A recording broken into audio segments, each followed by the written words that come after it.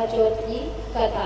एक साहूकार के 7 बेटे और एक बेटी थी, जो कि सातों भाइयों की लाडली बहन थी। आठों बहन भाई एक साथ बैठकर खाना खाते। कार्तिक की चौथ आने पर बहन ने करवा चौथ का व्रत रखा। जब सातों भाई खाना खाने आए तो उन्होंने बहन को भी खाना खाने के लिए बुलाया।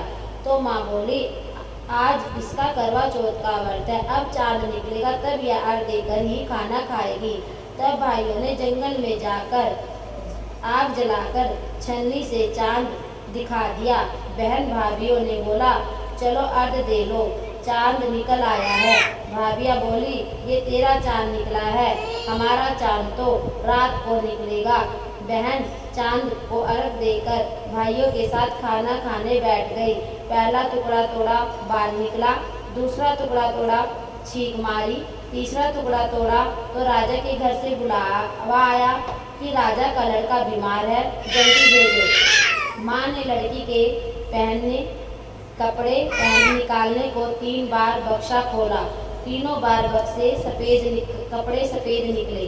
तब माँ ने कहीं कपड़े पहनकर ससुराल भेज दिया, वही कपड़े पहनकर ससुराल भेज। लड़की के साड़ी के पल्ले में एक सोने का सिक्का बांधकर माँ ने कहा, रास्ते में जो भी मिले सबके पैर पकड़ती जाना, जो तुझे सुहाग की शीश दे उसे ही यह सिक्का देकर अपने पल्ले में गांठ लगा लेना। रास्ते में किसी ने भी पैर पकड़ने पर सुहाग का आशीष नहीं दिया, सबने यही आशीष दिया, ठंडी हो, सब्र करने वाली हो, सातों भाई की बहन हो, अपने भाइयों का सुख रखने वाली हो। अब ससुराल के घर पहुंची तो दरवाजे पर छोटी ननद खड़ी मिली।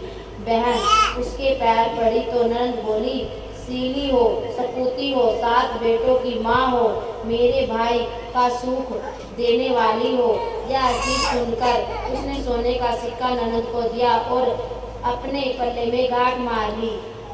अंदर आई तो सासू जी ने कहा, ऊपर कोठी है, वहाँ जाकर बैठ जा। अब वह ऊपर गई तो उसने देखा कि उसका पति मर चुका है। अब वह उसे लेकर उसी कोठी में पड़ी रही, उसकी सेवा करती रही। उसकी सास दसियों के साथ बची कुची रोटी भेज देती। इस प्रकार उसे अपने पति की सेवा करते करते 1 साल हो गया। करवा चौथ का व्रत आया। सारी पड़ोसियों ने नहा धोकर करवा चौथ का व्रत रखा। सब ने सिर धोकर हाथों से में मेहंदी लगाई, चूड़ी पहनी। वह सब देखती रही। एक पड़ोसन बोली, तू भी करवा का व्रत कर ले। वह बोली, मैं कैसे करूं? पड़ोसन बोली, चौथ माता की कृपा से सब ठीक हो जाएगा। पड़ोसन के कहने से बहू ने व्रत रखा। थोड़ी देर के बाद करवे बेचने वाली आई। करवे ले लो री, करवे ले लो, भाइयों की प्यारी करवे ले लो, दिन में चांद उगाने वाली करवा ले लो, ज्यादा भूख लगने वाली करवे ले लो। बहू ने आवाज लगाई, ए करवे वाली, मुझे करवा दे जा।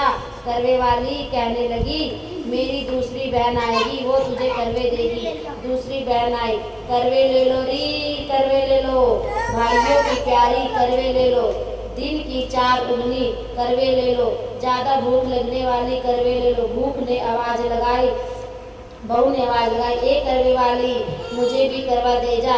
दूसरी करवे वाली बोली, मेरी तीसरी बहन आएगी, वो तुझे करवे देगी। इस प्रकार 5 बहनें आकर चली गई, पर किसी ने भी उसे करवे नहीं दिए। फिर छठी बहन आई और बोली, मेरी 7वीं बहन आएगी, वो तुझे करवे देगी।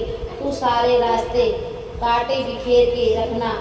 अब तब उसके पैर में कांटा चुभेगा, तब वह तुझे चिल्लाती हुई आएगी, तब तू सुई लेकर बैठ जाना और उसका पैर पकड़कर मत छोड़ना, उसके पैर का कांटा निकाल देना।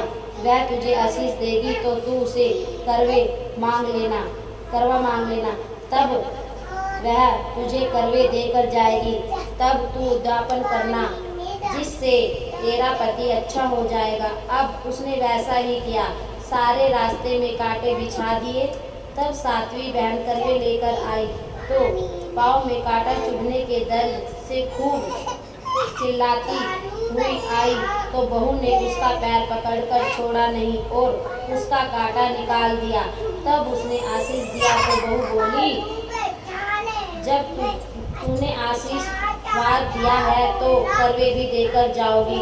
सातवीं बहन बोली, तुझे तो मुझे ठग लिया है।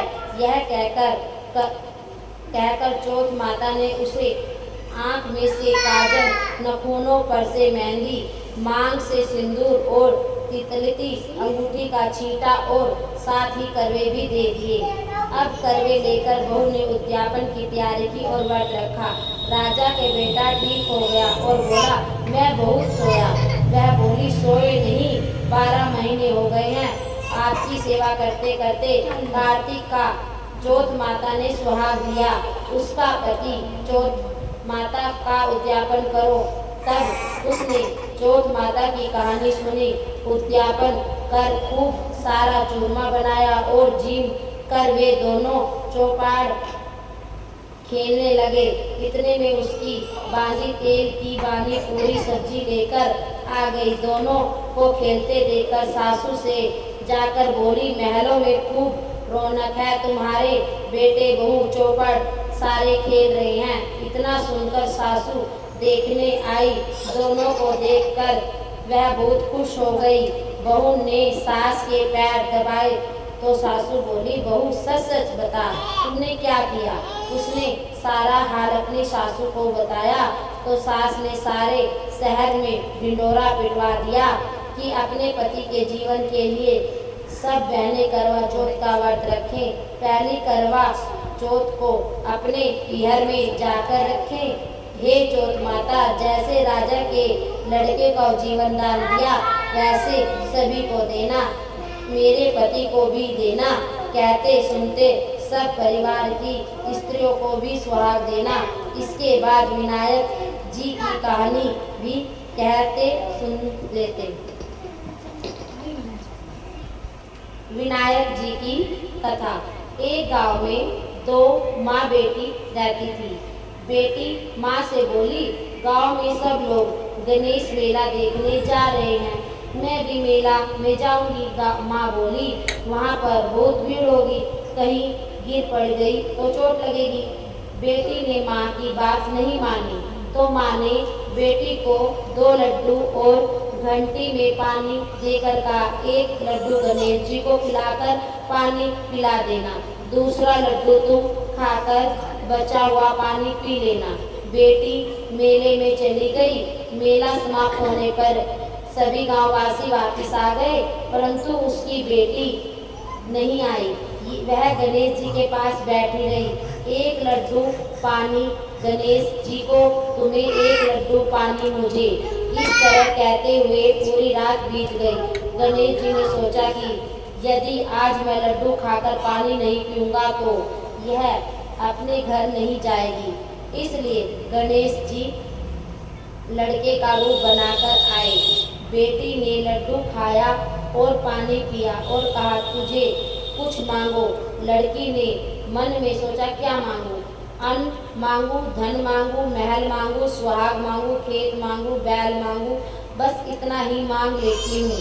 गणेश जी उसके मन की बात जानकर बोले, अब अपने घर जाओ, तो जो तुमने मन में सोचा है वह सब तुझे मिलेगा।